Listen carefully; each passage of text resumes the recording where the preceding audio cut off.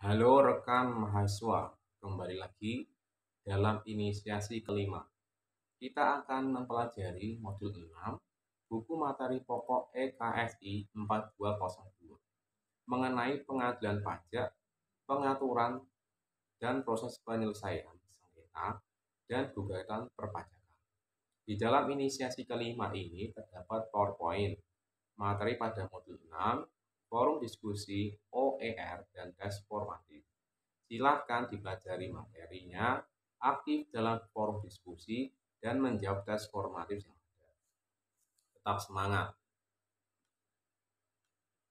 Rumusan pencapaian pembelajaran umum dan khusus. Kompetensi umum. Mahasiswa mampu menjelaskan tentang pengadilan pajak, pengaturan dan proses penyelesaian sengketa dan gugatan perpajakan. Sedangkan kompetensi khusus yang pertama menjelaskan pengaturan undang-undang pengadilan pajak. Yang kedua, menjelaskan pengaturan formil yang mengatur hukum acara dalam pengadilan pajak. Yang ketiga, proses pengadilan dalam acara cepat. Yang keempat, proses pengadilan acara biasa. Yang kelima, cakupan dan isi dari putusan pengadilan pajak. Yang enam, syarat-syarat agar proses dan putusan pengadilan pajak dapat berlaku sah. Yang ketujuh, pengaturan mengenai jalannya sidang dalam pengadilan pajak. Yang kedelapan, pengaturan proses sengketa pajak. Yang kesembilan, pengaturan proses gugatan. Oke, dalam hal ini kita harus bisa mengetahui dan mengidentifikasi hal-hal tersebut. Misalnya seperti ini. Dalam proses penyelesaian sengketa pajak itu ada beberapa prosedurnya ya. Yang pertama adalah keberatan. Jika diberikan keberatan apabila wajib pajak berpendapat bahwa ketetapan jumlah rugi, jumlah pajak, dan pemotongan atau pemungutan pajak tidak sebagaimana mestinya.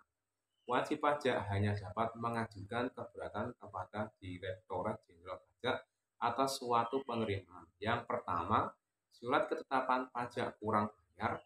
Yang kedua, surat ketetapan pajak kurang bayar tambahan. Yang ketiga, surat ketetapan pajak nihil. Yang keempat, surat ketetapan pajak bayar. Yang kelima, pemotongan pajak oleh pihak ketiga sesuai dengan peraturan.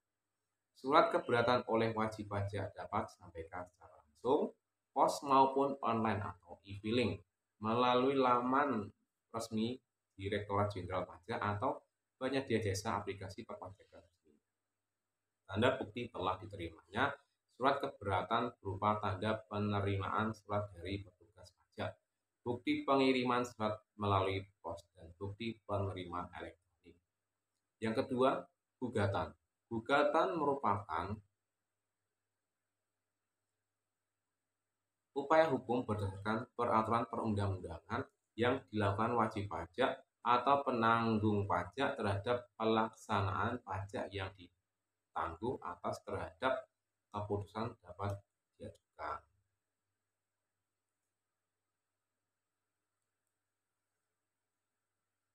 Berbeda dengan prosedur keberatan, gugatan disampaikan kepada pengadilan pajak yaitu badan peradilan yang melaksanakan kekuasaan kehakiman bagian wajib pajak pencari keadilan terhadap sengketa pajak. Pengadilan pajak merupakan pengadilan tingkat pertama dan terakhir dalam memeriksa dan memutuskan perkara sengketa pajak. Maka dari itu, putusan pengadilan pajak tidak dapat diajukan gugatan ke peradilan umum, peradilan tata usaha, ataupun badan peradilan lain, kecuali putusan yang berupa tidak dapat diterima menyangkut kewenangan. Ruang lingkup gugatan. Wajib pajak dapat mengajukan gugatan terhadap yang pertama, pelaksanaan surat paksa, surat perintah pelaksanaan penyitaan atau pengumuman lelang. Yang kedua, keputusan pencegahan dalam rangka penagihan. Yang ketiga, keputusan yang berkaitan dengan pelaksanaan keputusan perpajakan. Sedangkan yang ketiga, banding, yaitu upaya hukum selanjutnya yang dapat wajib pajak sesuai peraturan perundangan atas ketidakpuasannya terhadap keputusan Direktur Jenderal Pajak adalah permohonan banding kepada pengadilan pajak. Ruang lingkup banding. Apabila wajib pajak tetap tidak setuju dengan materi nilai pajak dalam surat keputusan keberatan, Wajib pajak hanya dapat mengajukan permohonan banding hanya kepada pengadilan pajak atau surat keputusan keberatan, kecuali ditentukan lain oleh peraturan yang berlaku. Yang keempat, peninjauan kembali. Pihak-pihak yang bersengketa dapat mengajukan permohonan peninjauan kembali hanya satu kali atas putusan peradilan pajak kepada Mahkamah Agung.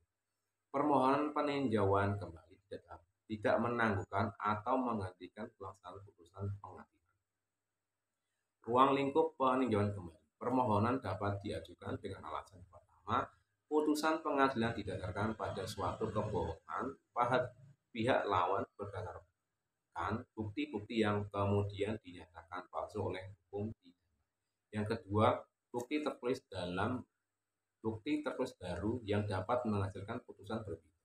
Yang ketiga, bagian dari tuntutan yang belum diputus tanpa dipertimbangkan sebab-sebabnya. Yang keempat, putusan yang disengaja tidak sesuai peraturan perundang-undangan. Nah, hal itulah hal-hal yang dapat dipelajari dalam materi hukum pajak pada sesi ini. Pengadilan pajak, pengaturan dan proses penyelesaian sengketa dan gugatan pajak. Maka dari itu, jikalau ada yang ingin ditanyakan, didiskusikan, silakan komentar di kolom diskusi ya. Terima kasih atas perhatiannya. Salam.